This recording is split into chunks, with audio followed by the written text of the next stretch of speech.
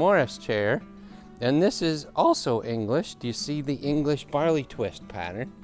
And I have not seen a Morris chair that had the barley twist, so pretty cool to see that also English brown oak barley twist pattern.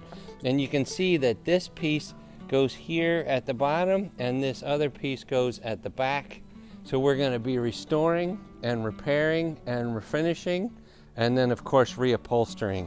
And see how the Morris slot works back here with just a cross piece that fits into the slot, and you can adjust the chair, you know, kind of like they do for lawn chairs now.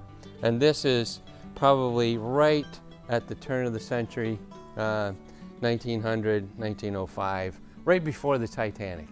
There was a lot of Morris chairs on the Titanic, although they didn't look in the barley twist. But thanks for watching. Hopefully you'll see the process as we go along.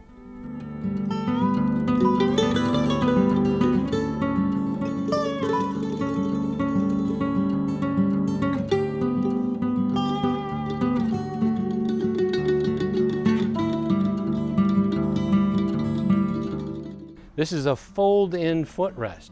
So it can have a cushion or not have a cushion, and the customer decided we should make another cushion so that you can put your footrest like an ottoman, and he might just even keep it open.